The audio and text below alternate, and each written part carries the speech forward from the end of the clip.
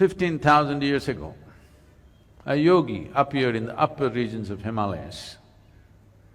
Nobody knew where he came from, his antecedents were completely unknown. So people gathered around him because he was such a phenomenal presence. A large group of people gathered like this. They expected him to say something, do something. He did nothing, he said nothing, simply he sat. If I simply sat here for 2 hours, I can imagine, within 15 minutes, those people in the last few rows, and they will slowly, still there is time for the cinema, let's go. If I said nothing for 2 hours, 90% of the people will be gone. If I said nothing for 6 hours, only a few hardcore ones will hang on, rest are all gone. Same happened to him. He said nothing, did nothing, simply sat still. Not for a day, not for a week, for months on end, he simply sat still. Everybody was expecting a miracle, nothing happened, he just sat. But they were missing a most fundamental miracle because the nature of your body is such right now, you're well attended to. You had lunch in the afternoon and maybe you snacked in the evening and so that you don't fall asleep, you had a coffee and maybe you have something in your bag. So many things. All these things are being attended to, so this is fine. Suppose we just make you sit here for 4 hours. Sadhguru, at least some water? Okay, drink water. After drinking water, can we just sit here, Sadhguru? That one? Okay, do that and come. Sadhguru, okay, if you give this, the next one, no permission, this'll just go. Or in other words, what you call as a body is a series of processes. Only if you're attending to them, it's fine. If you don't attend to it, then you see what a trouble it is. When you do not attend to the body, if you're hungry or why all that, people say, how long 1 minute is, depends on which side of the bathroom door you are. From inside, somebody says just 1 minute. Outside, it's 1 eon, okay? So because this is the nature of the body. If you do not attend to it, it'll become so compulsive and get you into such big trouble. But here he just sat. He neither ate, nor drank water, nor went to attend to nature's calls, simply he sat still. People could not even make out whether he's alive or dead. The only sign of life was, off and on, tears of ecstasy were dribbling down his cheeks, otherwise he simply sat unmoving. Then only 7 people hung on. They realized the miracle of him sitting here like this. Because if he has to sit here like this, he has transcended physical nature, otherwise you cannot sit like this. These 7 people hung on. Today we celebrate these 7 people as the Sapta Rishis. These were his first disciples of the Adiyogi. So this Adiyogi just sat there, these 7 people showed interest. He told them, this is not for you, this is not entertainment. But they said, no, we're willing to do anything. He gave them a few preparatory steps. They prepared for many years. Then one day when the solstice was shifting, just now, we shifted from summer solstice to winter solstice on December 22nd. It'll again happen on June 21st, and this coming June 21st is significant for the world because this is the day when Adiyogi first turned south and gave his teaching. Because the sun turned south, he turned south and started explaining the mechanics of being human. On this day, fortunately, the world, the United Nations has declared the World Yoga Day because the yoga began on that day. This incredible process of exploring the human mechanics went into the process. This predates all religion. When there was no religion on the planet, 15,000 years ago, he went into the mechanics of what it means to be human. And various aspects happened. He opened up 112 different ways in which a human being can attain to his ultimate nature. And when people asked, especially his wife Parvati asked, why not more? Why only 112? Then he said, if you are rooted in the body, there are only 112 possibilities. If you transcend the body, how many atoms there are in this universe? That many doorways are there if you're willing to explore it. But if you're rooted in this body, there are only 112 ways. And the whole yogic system subscribes to this even today because nobody has found more ways. Any number of yogis have explored in 1,000,000 different ways, but there is no other doorway. In this body, there are 112 ways into which you get there. So for this, how to generate this, how to make this work the way you want it. So this whole mechanics, he started, Adiyogi explored for many years and he gave this elaborate knowledge to the world and then asked these 7 people to go in 7 different directions in the world. One went to Central Asia, another went to North Africa, another went to South America, another went to Southeast Asia, one came down to what we call as the Indian part of Himalayas, one stayed with him, and one more, who is very important for us, Agastya Muni, came down south. He is known as the father of southern mysticism. உலகத் தமிழர்களுக்கு அன்பு வணக்கம். இப்போ நீங்கள் இந்த வீடியோவை பார்த்துருப்பீங்க. இந்த ஈஷா யோக மையத்தினுடைய நிறுவனர் திரு ஜக்கி வாசுதேவ் அவர்களுடைய இந்த காணொலியை நீங்கள் பார்த்துருப்பீங்க. இந்த காணொலியில் சுருக்கமாக அவர் சொல்லக்கூடியது என்னவென்றால், ஒரு 15,000 ஆண்டுகளுக்கு முன்பாக இமயமலையினுடைய ஒரு உச்சி பகுதியில் ஒரு திடீரென்று ஒரு ஆதியோகி தோன்றினார். அந்த யோகி தோன்றிய போது அவரை காண ஏராளமான மக்கள் அங்கே கூடினார்கள். அப்பொழுது அந்த யோகி ஏதாவது பேசுவாரா, ஏதாவது சொல்வாரா என்றெல்லாம் காத்து கொண்டிருந்தார்கள். நாட்களாயின, மாதங்களாயின, வருடங்களாயின, ஆனாலும் கூட அந்த யோகி எதுவும் பேசவே இல்லை.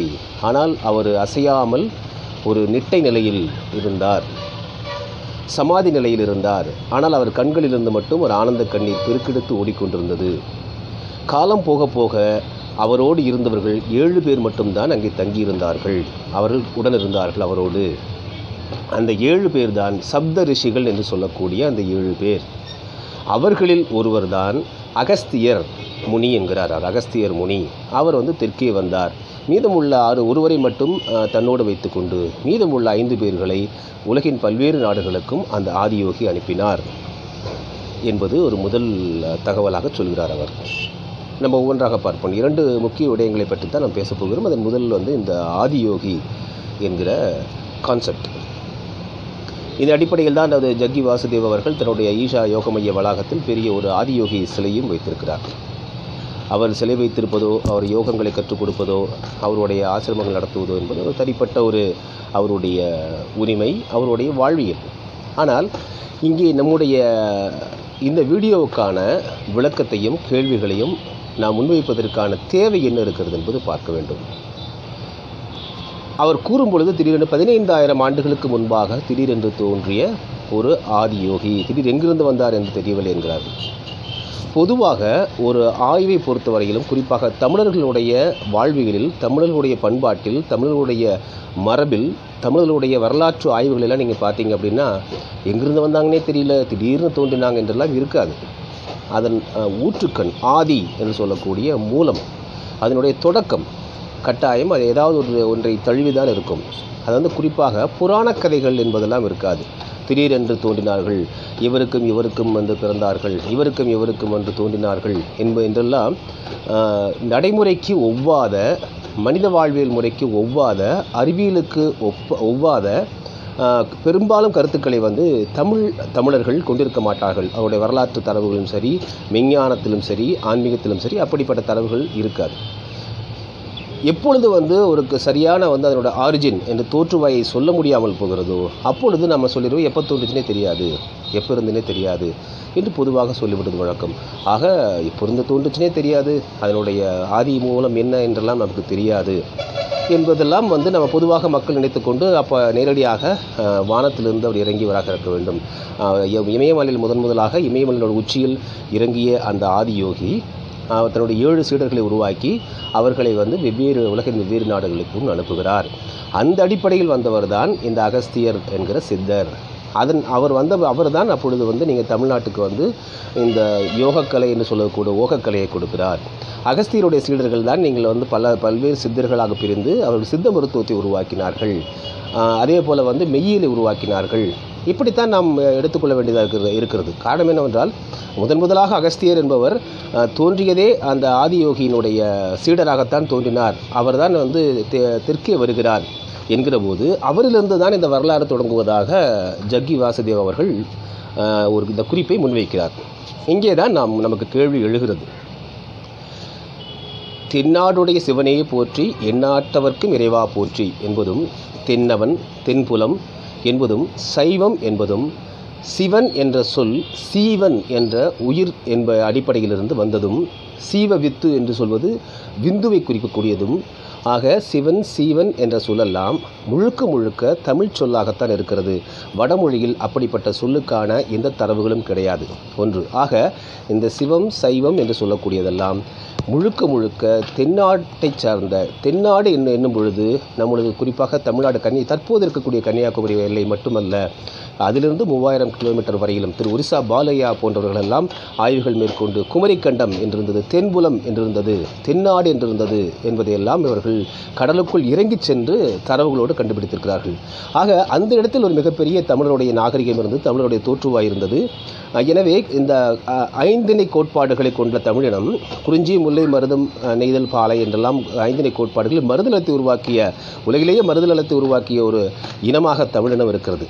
ஆக இந்த குறிஞ்சியிலிருந்து தோன்றிய மலை ஊற்றுக்களை ஆறுகளாக வடிவமைத்து அதை தண்ணீரை முறைப்படுத்தி அங்கே வந்து மனிதன் வந்து ஆறுகளை ஒட்டி வாழத் தொடங்கியிருக்கிறார் என்ற தரவுகளெல்லாம் தற்போது எடுத்திருக்கிறார்கள். ஆக இந்த ஆதியோகி என்கிற இவர் இமயமலையில் இறங்கினார். இமயமலையில் இறங்கி கொண்டு அங்கே அவர் நெட்டையில் ஆழ்ந்திருந்த போது அங்கே வந்த மக்களில் பலரும் அவர் எதுவும் பேசாதால் சென்றுவிட்ட காரணத்தினால் 7 பேர் மட்டும் இருந்தார்கள். அந்த 7 பேரில் ஒருவர் தான் அகஸ்தியர் என்று சொல்வதன் மூலமாக இந்த தென்னாடுடைய சிவனையே போற்றி என்ற ஒரு சிவனின் ஆதி மூலம், ஆதி என்றால் தொடக்கம், ஆதி அந்தமில்லாதவன் என்று தமிழில் இருக்கிறது, ஆதி பகவன் முதற்றிய உலகு என்றிருக்கிறது, ஆதிச்ச நல்லூர் என்றிருக்கிறது. ஆக இந்த ஆதி என்ற சொல் முழுக்க தமிழ் சொல், இதில் எந்த வேறுபாடும் இல்லை. இரண்டாவது, அவர் குறிப்பிட்டு வரும்போதே அது பார்வதி என்ற ஒரு பெயரை குறிப்பிடுகிறார் திரு ஜக்கி வாசுதேவ் அவர்கள். அதை வந்து சிவனுடைய மனைவி பார்வதி, அந்த ஆதியோகியுடைய மனைவி பார்வதி என்பது போல் அவர் கூறுகிறார். ஆக பார்வதி என்ற சொல்லும் என்ன சொல்? பார் என்றால் தமிழில் உலகம் என்று பொருள், பறவை என்ற ஒரு பொருளும் இருக்கிறது, கடல் என்று பொருள். பதி என்றால் மலைகளில் உள்ள ஊற்றுக்கள், சுனைகள் என்று சொல்வார்கள். பீரிட்டு கொண்டு கிளம்பி கொண்டிருக்கூடிய சுனைகளுக்கு பெயர் வதி என்று பெயர். அதிலிருந்து தான் நீர் வந்து வெளியே வரும். ஆக பார்வதி என்பது அதுவும் தமிழ் சொல்லாக இருக்கிறது, ஆதி என்பதும் தமிழ் சொல்லாக இருக்கிறது. இதில் யோகி என்பது மட்டும் ஓகம் என்ற தமிழ் சொல்லினுடைய யோக் என்று வடமொழியில் அவர்கள் வாயில் நுழைவதைப் போல வைத்துக் கொண்டதால் யோக் என்பது யோகி என்று ஆகியது. ஆக ஆதி ஓகன், ஆதி ஓகம் என்பது தான் நமக்கு வந்து ஆதி ஓகி என்பது தான் மிகச்சரியான தமிழ் சொல்லாக இருக்கிறது. ஆக இதனுடைய சொல்லின் மூலமும் பார்த்தால், ஏனென்றால் ஆய்வுகள் மேற்கொள்ளும் பொழுது உலகம் முழுவதுமே நீங்கள் எந்த அளவுக்கு ஆய்வுகளை ஏற்றுக்கொள்கிறார்கள் என்றால், ஒன்று அகழ்வாயாக இருக்க வேண்டும், அல்லது வந்து நாணயவியலாக இருக்க வேண்டும், அல்லது கல்வெட்டுக்களாக இருக்க வேண்டும். ஆக இது போன்ற உலகளவில் ஏற்றுக்கொள்ளப்பட்ட ஆய்வு தரவுகள் அடிப்படையில் பார்த்தாலும் கூட முதலில் 15,000 ஆண்டுகளுக்கு முன்னர் என்பதற்கான தரவுகள் எதுவும் கிடையாது. அதற்கான தரவுகள் வந்து திரு ஜக்கி வாசுதேவ் அவர்கள் முன்வைக்கவில்லை. பொதுவாக 15,000 ஆண்டுகள் என்று சொல்கிறார். ஒன்று. இரண்டாவது, 15,000 ஆண்டுகளுக்கு முன்னால் இமயமலையினுடைய நிலை எப்படி இருந்தது என்பதையும் நாம் பார்க்க வேண்டும். அப்பொழுது இமயமலை எப்படி இருந்திருக்கக்கூடும்? ஏனென்றால் ஒரு 100 ஆண்டுகள் 200 ஆண்டுகளுக்கு முன்னால் 500 ஆண்டுகளுக்கு முன்னால் இருந்த இமயமலைக்கும் இப்பொழுது இருக்கும் இமயமலைக்கும் வேறுபாடுகள் இருக்கின்றன. ஆக அப்பொழுது இமயமலை எப்படி இருந்திருக்க வேண்டும்? ஒருவேளை அந்த ஒரு புராண கதைகள் இருக்கின்றன. அங்கே வந்து சிவன் பார்வதி திருமணம் செய்து கொண்டார்கள், அகத்தியர் வந்தார். இது ஒரு பொதுவாக சொல்லக்கூடிய ஒரு புராண கதைகளாகத்தான் இருக்கின்றன. இன்னும் தரவுகளோடு அவை லாஜிக்கலாக நிரூபிக்கப்படவில்லை. அடுத்ததாக சிவன் பார்வதிக்கு சொன்னது, பார்வதி வந்து நந்திதேவருக்கு சொன்னது, நந்திதேவர் அகத்தியருக்கு சொன்னது, அகத்தியர் பல்வேறு சித்தர்களுக்கு சொன்னது என்பது இந்த சித்த மரபினர் வரக்கூடிய அவர்களும் அதை வந்து ஒரு வழக்கமாக சொல்லக்கூடிய ஒரு கூற்றாக இருக்கிறது. ஆக இந்த 2 தரவுகளை வைத்துக்கொண்டு ஜக்கி வாசுதேவ் அவர்கள் அதை அப்படியே இந்த வரலாற்றை வந்து அப்படியே வடக்கே கொண்டு போகிறார். முழுக்க வந்து முதலாக 15,000 ஆண்டுகளுக்கு முன்னர் வந்து வானத்திலிருந்தோ எங்கிருந்தோ அந்த ஆதியோகி வந்தார். அந்த ஆதியோகி தான் வந்து 7 சீடர்களை உருவாக்கி, அந்த 7 சீடர்கள் ஒருவர் தான் அகத்தியர். அகத்தியருக்கு பின்னாடி தான் நீங்கள் எல்லாமே மற்ற மொழிகள்லாம் வருகிறது என்கிறார். மற்ற மொழிகள் நம்ம சித்தர் மரபியல் மெய்யியல் அதெல்லாம் வருகிறது என்பது போல் அவர் கூறுகிறார். ஆக நம்முடைய கேள்வி என்னவென்றால், அந்த ஆதியோகி என்ன மொழி பேசினார்? ஏனென்றால் அந்த எங்கிருந்தோ வந்த ஆதியோகி, நெட்டையில் ஆழ்ந்திருந்த ஆதியோகி, கண்களில் கண்ணீர் மல்க அந்த இறையோடு கலந்திருந்த அந்த ஆதியோகி மொழி கூட கண்டுபிடிக்காமல் இருந்திருப்பாரா என்ன? அவர் காலத்தில் மொழி கூட இருந்திருக்காதா என்ன? அதே போல் தன் சீடர்களிடம் நீங்கள் இந்த நாட்டுக்கு செல்லுங்கள், நீங்கள் இந்த நாட்டுக்கு செல்லுங்கள் என்று சொல்வதற்கு அவர் என்ன மொழியை பயன்படுத்தியிருப்பார்? ஆக ஆதி யோகி என்பதும் ஆதி ஓகம் என்பதும் தமிழ் பெயராக இருக்கிறது ஒன்று. இரண்டாவது, பார்வதி என்ற பெயரும் தமிழ் பெயராக இருக்கிறது. அகத்தியர் என்பதும் தமிழ் பெயர். அகம் என்றாலே தமிழ் என்று பொருள். அகம், பொருள், இன்பம் என்பதெல்லாம் நம் அகம்புறம் என்பதெல்லாம் நம் தமிழில் வந்து இருக்கக்கூடிய சொற்கள். ஆக அகத்தியர், அகத்தில் இருக்கக்கூடிய தீமைகளை அழிக்கக்கூடிய தீயால் கொண்டு தீமைகளை அழிக்கக்கூடியவர் என்ற பொருளில் நம்ம அகத்தியர் என்று சொல்கிறோம். ஆக பொதுவாகவே என்ன அடிப்படையில் வந்து பார்த்திங்கன்னா, இந்த 3 ஆதி ஓகி, பார்வதி, அகத்தியர் ஆகிய 3 பேருமே தமிழர்கள், தமிழ் சொற்களை பெயராக கொண்டவர்கள் என்பதை பார்க்க முடிகிறது. மேலும் சமஸ்கிருதம் என்ற சொல் வந்து, நீங்கள் சமஸ்கிருதம் என்ற மொழி 3000 ஆண்டுகளுக்கு முன்னர் வந்து சமஸ்கிருதத்தை பற்றி தரவுகள் கிடையாது. 2000, 3000, அதிகபட்சம் 2000 3000 ஆண்டுகள் தான் அதனுடைய தோற்றுவாய் இருந்திருக்க வேண்டும் என்பதற்கான தரவுகள் தான் கிடைக்கின்றன. ஆனால் அதற்கு முன்னதாக நீங்கள் வந்து பார்த்திங்கன்னா தமிழ் இருந்திருக்கிறது என்பதற்கான தரவுகள் இருக்கின்றன. நீங்கள் தொடர்ச்சியாக நீங்கள் வந்து பல்வேறு அகழ்வாய்வுகளெல்லாம் பார்க்கும் பொழுது ஏன் தமிழ் சார்ந்த வரலாற்று தமிழை பற்றிய பேருண்மைகள் எல்லாம் வெளியிட மறுக்கிறார்கள் என்றால், காரணம் என்னவென்றால், அவ்வாறு வெளியிட்டால் தமிழினுடைய கிடைக்கப்பெற்ற தரவுகளுக்கும் சமஸ்கிருதத்துக்கு கிடைக்கப்பெற்ற தரவுகளுக்கும் ஏராளமான பல ஆயிரம் ஆண்டுகள் வந்து வேறுபாடு இருக்கின்றன, தொலைவுகள் இருக்கின்றன, இடைவெளி இருக்கின்றன என்பது தெரிந்துவிடும் என்பதால், அவ்வாறு தெரிந்துவிட்டால் இவர்கள் சமஸ்கிருதத்திலிருந்து தான் எல்லாம் தோன்றியது, சமஸ்கிருதத்திலிருந்து தான் பரதநாட்டியம் தோன்றியது, சமஸ்கிருதத்திலிருந்து தான் யோக கலைகள் தோன்றின, சமஸ்கிருதத்திலிருந்து தான் அறிவியல்கள் தோன்றியது, சமஸ்கிருதத்திலிருந்து தான் மனிதன் அறிவே வந்தது, சமஸ்கிருதம் தான் மனிதனுக்கு மூளையே பிறந்தது என்றெல்லாம் இவர்கள் நிரூபிக்க முடியாமல் போய்விடும் என்ற காரணத்தினால் மிக நெருக்குதலாக தமிழுக்கும் சமஸ்கிருதத்துக்குமான ஆண்டுகளை மிக குறைவாக முடிந்தவரை முடிந்தவரை தமிழுக்கு முந்தையது என்று நிறுவ முயன்றார்கள். ஆனால் தமிழர்கள் விழித்து கொண்டு விட்டதால், தமிழ் ஆய்வறிஞர்கள் விழித்து கொண்டு விட்டதால் அவ்வாறு சொல்ல முடியவில்லை என்பதால் சில ஆயிரம் ஆண்டுகள் இடைவெளி போல காண்பித்துக் கொண்டிருக்கிறார்கள். ஆனால் அவர்களிடமே தமிழ் பல ஆயிரம் ஆண்டுகளுக்கு, சமஸ்கிருதத்துக்கு பல ஆயிரம் ஆண்டுகளுக்கு முற்பட்ட தமிழ் என்பதற்கான தரவுகள் இருக்கின்றன, வெளியிடாமல் வைத்துக் கொண்டிருக்கிறார்கள் என்பதுதான் அடிப்படை. ஏன் இதை நாம் சொல்கிறோம் என்றால், தமிழ்நாட்டில் உள்ள 100க்கும் மேற்பட்ட அகழ்வாய்வு செய்யக்கூடிய தமிழர்களுடைய இடங்களையெல்லாம் அகழ்வாய்வு செய்து விட்டும் கூட அதனுடைய முடிவுகளை வெளியிடாமல் ஏன் வைத்திருக்கிறார் என்றால் அடிப்படை இதுதான். பூம்புகார் என்று சொல்லக்கூடிய பூம்புகாரிலே வந்து, காவிரி பூம்பட்டினம் வந்து ஏற்கனவே இந்திய கடலாய்வு துறையுடன் இணைந்து அகழ்வாய்வு செய்து உள்ளே கடலுக்குள் சென்று பார்த்து விட்டார். இன்று வரை அதனுடைய அறிக்கைகள் வெளிவரவில்லை. ஆதிச்சநல்லூர் என்று எடுத்துக்கொள்ளலாம். கீழடியை பொறுத்தவரை எவ்வளவு போராடி நம்ம வந்து அதனுடைய முடிவுகளை பெற வேண்டியதாக இருந்தது. ஆனாலும் கூட அது நம்ம 3000 ஆண்டுகள் என்று மட்டும்தான் வைத்திருக்கிறார்கள்.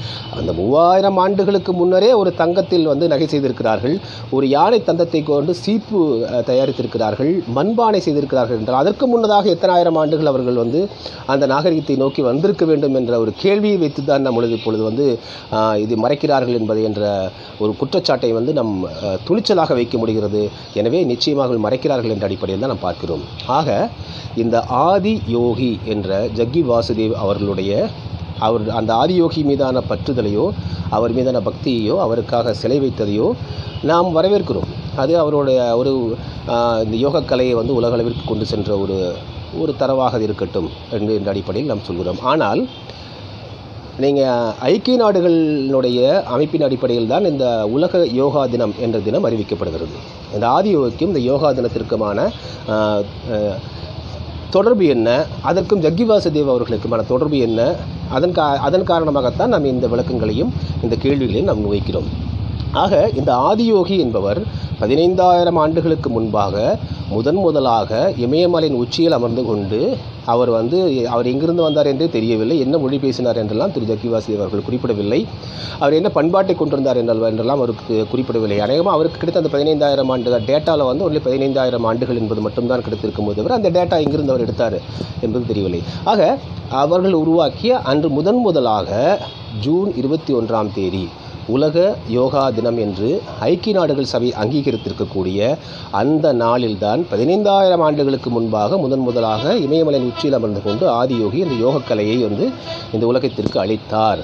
அதன் காரணமாகவே இந்திய அரசாங்கம் ஐநா சபையில் இந்த ஒரு கோரிக்கையை கொடுத்து அந்த ஐநா அதை ஏற்றுக்கொண்டு உலக யோகா தினமாக அங்கீகரித்திருக்க அந்த நாளைத்தான் ஜூன் 21ஆம் தேதி தான் அந்த ஒரு ஆண்டினுடைய நீளமான நாள், லாங்கஸ்ட் டே என்று சொல்லக்கூடிய ஒரு நீளமான நாளாக மணி நேரங்கள் இருக்கின்ற காரணத்தினால் அதை ஒரு முக்கியமான நாளாக கொண்டு அந்த நாளில்தான் இந்த உலக யோகா தினத்தை வைத்திருக்கிறார்கள் என்பது ஜக்கி வாசுதேவ் அவர்கள் போன்றவர்கள் மற்றும் இந்திய அரசாங்கத்தினுடைய இதாக இருக்கிறது. ஐக்கிய நாடுகளுடைய இணையதளத்தில் கூட அவர்கள் என்ன குறிப்பிடுகிறார்கள் என்றால் இந்த யோகா என்பது யுனைட் ஒன்றுபடுதல் என்ற ஒரு பொருளை கொண்டது. இந்த சொல் சமஸ்கிருதத்திலிருந்து வந்தது என்றுதான் ஐக்கிய நாடுகளுடைய அமைப்புகளுடைய யோகா தினம் பற்றிய விளக்கத்தில் கூறப்பட்டிருக்கிறது.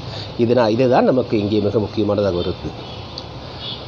யோகா என்ற கலை சமஸ்கிருதத்திலிருந்து வந்தது. ஆதியோகி என்பவர் வடக்கு இமயமலையிலிருந்து வந்தார். அவர்தான் அகத்தியரையை உருவாக்கி தெற்கே அனுப்பினார் என்ற ஒவ்வொரு முறையுமே வடவர்கள் இந்த வரலாற்றை தங்களுடைய வரலாறாக காலமாக பிராமணர்கள் செய்து வந்ததை வட பிராமணர்கள் செய்து வந்ததைத்தான் தற்பொழுது ஜக்கி வாசுதேவும் செய்கிறார். தமிழ்நாட்டில் அமர்ந்து கொண்டு தமிழர்களுக்கு மத்தியில் அமர்ந்து கொண்டு தமிழ்நாட்டில் உள்ள தமிழர்களுடைய அனைத்து சுகங்களையும் இங்கே அனுபவித்து கொண்டு இவர் செய்வது என்னவென்றால் தமிழருடைய மரபுகள் வரலாற்றை திரித்து மீண்டும் வடக்கத்திய வரலாறாக எழுதி கொண்டிருக்கிறார் என்பதுதான் நாம் இங்கே சுட்டிக்காட்ட வேண்டியதாக இருக்கிறது. கேள்வி என்னவென்றால், குறிப்பாக இந்த ஆதியோகி என்பவர் இந்த யோகக்கலைக்கு வடசெலவு தென் செலவு என்ற அடிப்படையில் யோகக்கலையை செய்தார் என்கிறார்கள். சரி, இந்த யோகக்கலைக்கு இவர்கள் கூறக்கூடிய தரவு என்ன அடிப்படையில் சான்ஸ்கிரிட்டிலிருந்து சமஸ்கிருதத்திலிருந்து யோகா என்ற சொல் வந்தது என்றால் இவர்கள் குறிப்பிடக்கூடியது முன்வைக்கக்கூடியது பதஞ்சலியினுடைய யோகக்கலை. பதஞ்சலி சமஸ்கிருத மொழியிலே ஒட்டுமொத்த யோகாக்களையும் சமஸ்கிருத மொழியிலே மொழிமாற்றம் செய்தவர், எழுதியவர் என்பது எந்த விதமான ஐயப்பாடும் இல்லை. இவர்கள் அந்த அடிப்படையில் அந்த காலகட்டத்திலிருந்து தான் எடுத்துக்கொள்கிறார்கள். ஆனால் இந்த பதஞ்சலி யாருடைய சீடர் என்பதைத்தான் நாம் பார்க்க வேண்டும். பதஞ்சலி திருமூலருடைய சீடர், சித்தர் திருமூலருடைய சீடர் தான் பதஞ்சலி. ஆக பதஞ்சலிக்கு முற்பட்டவர் திருமூலர் என்பதில் இவர்கள் யாரும் மறுக்க முடியாது. திருமூலருடைய சீடர் தான் பதஞ்சலி என்பதையும் வடவர்கள் மறுக்க முடியாது, ஜக்கி வாசுதேவ் அவர்களும் மறுக்க முடியாது. ஆக அதற்கு முன்னதாக திருமூலர் தமிழிலே ஒட்டுமொத்தமாக இந்த ஓகம் என்று சொல்லக்கூடிய, ஓகம் என்றால் உறுத்தல், ஒகி என்று ஒன்று சேர்த்தல், இந்த ஒன்று சேர்த்தல் என்ற சொல் இந்த ஐக்கிய நாடுகள் அமைப்பினுடைய வெப்சைட்டில் இருக்கக்கூடிய யுனைட் யோகா என்ற சொல்லுக்கு ஒன்று சேருதல், உடலும் கான்சியஸும் ஒன்று சேருதல் என்று அவர்கள் சொல்கிறார்கள். ஆக அதுவும் ஒரு அரைகுறையான தகவல் தான். ஆனால் இங்கே தமிழில் மட்டும்தான், சித்தர் மெய்யிலில் மட்டும்தான் ஓகம் என்று சொல்வதற்கு அகார உகாரம் அகாரம் என்று சொல்லக்கூடிய மூன்றும் ஒன்று சேருதல், உறுத்தல், ஒகு என்ற சொல் உகு என்ற சொல்லே ஒகு என்றாகி ஒக்குதல் என்றாகி அது ஓகம் என்றானது என்பதற்கான தரவுகள் இங்கே நமக்கு இருக்கின்றன. இதெல்லாம் பற்றி அதே போல் இந்த யோகக்கலைக்கும் சரி, இந்த சித்தர் மெய்யிலுக்கும் சரி ஏராளமான சித்தர்கள் பாடல்கள் இருக்கின்றன. சமஸ்கிருதத்தில் எத்தனை பாடல்கள் இருக்கின்றன? பதஞ்சலியை தவிர வேறு என்ன தரவுகள் இருக்கின்றன? அந்த பதஞ்சலியும் திருமூலருடைய சீடராகத்தான் இருந்தார். திருமூலர் எழுதிய ஓகக்கலைகளை திருமூலர் ஒழுங்குபடுத்தி எழுதிய புத்தகத்தை தான் பதஞ்சலி சமஸ்கிருதத்தில் மொழிமாற்றம் செய்தார். ஆக இவர்கள் இன்டர்வெலுக்கு முன்னாடி இருக்கிற படத்தை விட்டுவிட்டு இடைவேளைக்கு பிறகு இருக்கக்கூடிய படத்தை இதுதான் சினிமா என்று சொல்வதைப் போல தமிழர்களுடைய இந்த ஓகக்கலையை முழுவதுமாக மறக்கடித்துவிட்டு அந்த ஓகக்கலையை சமஸ்கிருதத்திலிருந்து வந்தது என்றுதான் உலக நாடுகள், ஐக்கிய நாடுகள் அமைப்புகள் வரையிலும் இவர்கள் நிறுவியிருக்கிறார்கள். ஆக இதுதான் இங்கே நாம் சுட்டி காட்ட வேண்டியதாக இருக்கிறது. ஆக பதஞ்சலிக்கு யார் கற்றுக் கொடுத்தார்கள்? ஆதி ஓகி என்ற சொல் தமிழ் சொல், பார்வதி என்ற சொல் தமிழ் சொல், அகத்தியர் என்பது தமிழ் சொல். ஆக இப்படி இருக்கும் பொழுது அந்த ஆதியோகி என்று சொல்லக்கூடிய இவருடைய 15,000 ஆண்டுகள் என்பதை நாம் மறுக்கிறோம். அது வரைக்கும் தரவுகள் கிடையாது. ஆக ஒரு இருந்திருக்கலாம் சில ஆயிரம் ஆண்டுகளுக்கு முன்னால், அப்படி பல ஆயிரம் ஆண்டுகளுக்கு முன்னாடி கூட வச்சுக்கலாம். அப்படிப்பட்ட சூழலில் அந்த ஆதியோகி என்பவர் அப்போ அவர் பேசிய மொழி என்னவாக இருக்கும்? அவருக்கு பெயர் இருக்கிறது, ஆதியோகி என்ற பெயர் இருக்கிறது, அவருக்கு என்ன மொழியாக இருக்க முடியும்? அந்த மொழி எங்கிருந்து வந்தது? உலக அளவில் இன்று முதலாக எழுத்துருவாக்கத்தை உருவாக்கியவர்கள் தமிழர்கள் தான் என்பதற்கான தரவுகள் 100% நிரூபிக்கப்பட்டு விட்டன. இன்றைக்கி சிந்து சமவெளி ஆய்வு மதிவாணன் ஐயா போன்றவர்கள் எல்லாம் மிகப்பெரிய ஆய்வுகள் மேற்கொண்டு தமிழிலிருந்து தான் எல்லா மொழிகளுமே கிளைத்தெழுந்தன என்ற தரவுகளை இப்பொழுது முன்வைத்திருக்கிறார்கள். மொழியியல் ஆய்வு அறிஞர்கள் அனைவருமே இதை ஒப்புக்கொண்டு விட்டது தமிழ் மொழியிலிருந்து தான். ஆக இந்த மொழி என்ற ஒன்று மட்டும் நம்மிடம் இல்லை என்றால் இந்த ஆதியோகி என்பது பற்றியோ, பார்வதி என்பது பற்றியோ, திருமூலர் என்பது பற்றியோ, ஓகம் என்பது பற்றியோ நாம் நிறுவ முடியாமல், நாம் வழக்கம் போலவே இந்த ஜக்கி வாசுதேவர்களும் வட இந்திய பிராமணர்களும் சொல்வதைப் போல அனைத்துமே சமஸ்கிருதத்திலிருந்து வந்தது, தமிழர்களுக்கு எந்த அறிவும் இல்லை என்று அவர்கள் நிறுவ ஒரு காரணமாக இருக்கும். எனவே தான் நாம் கூறுகிறோம் மொழி என்பது எவ்வளவு முக்கியம் என்பது. அதிலும் குறிப்பாக தமிழ் மொழி என்பது எவ்வளவு முக்கியம் என்பது. அந்த ஒரு சொல்லை கொண்டு ஒரு வரலாற்றையே நாம் எடுத்துவிட முடியும். ஒவ்வொரு சொல்லுக்கும் பின்னால் மிகப்பெரிய வரலாறு இருக்கிறது தமிழில். எனவே தான் தமிழை நாம் காக்க வேண்டும், தமிழ் மொழியை காத்தாக வேண்டும் என்பதை கூறிக்கொண்டு, ஜக்கி வாசுதேவ் போன்ற பெரிய மனிதர்கள், அவர் பார்த்திங்கன்னா அவருடைய கிட்டத்தட்ட 30 ஆண்டுகளாக இந்த மெய்யியல், ஆன்மீகம், தத்துவம் ஆகியவற்றெல்லாம் ஓரளவுக்கு கற்றுக்கொண்டு வரக்கூடிய படியே 30 ஆண்டுகளாக செய்து கொண்டிருக்கிறேன். என்ற வரை நம் சிற்றறிவு கேட்டிய வரையில் நாம் அதை பார்த்து கொண்டிருக்கிறோம். பார்த்திங்கன்னா ஓஷோவுடைய நூல்கள், ஓஷோவுடைய பேச்சுக்கள் எல்லாம் கேட்கும்பொழுது கிட்டத்தட்ட அவருடைய தாக்கம் அப்படியே திரு ஜக்கி வாசுதேவ் அவர்களிடம் இருப்பதை நாம் பார்க்க முடிகிறது. அவருடைய பேசும் ஸ்டைல், அந்த ஸ்லாங் அதெல்லாமே கிட்டத்தட்ட அவரிடம் இருக்கிறது. ஆனால் ஓஷோவை பொறுத்தவரையில் அது மதமற்ற மதம் என்றார் அவர். உலகினுடைய அனைத்து மதங்களுமே உனக்குனுடைய அறிவுக்கு எதிரானது, எனவே மதமற்ற ஒரு மதம், அதுதான் ஒரு சமூகமாக, கம்யூனாக உருவாக்க வேண்டும் என்றார். ஆனால் ஜக்கி வாசுதேவ் அவர்கள் ஆதியோகி என்று தமிழருடைய தரவுகளிலிருந்து எடுத்துக்கொண்டு அப்படியே பாஜக மற்றும் இந்துத்துவத்தை முன்வைப்பவராக இருக்கிறார். அது அவருடைய தனிப்பட்ட உரிமை. ஆக தமிழர்கள் இனிமேலும் இது போன்ற எதையும் கேள்வி கேட்காமல், எதை கண்மூடித்தனமாக உள்வாங்கிக் கொள்கிற வழக்கத்தை மாற்றிக்கொண்டு தமிழர் பற்றிய அறிவுகளை மனதில் நிறுத்தி நாம் முன்னெடுத்துச் செல்ல வேண்டிய தருணம் வந்துவிட்டது. அனைவருக்கும் நன்றி, வணக்கம்.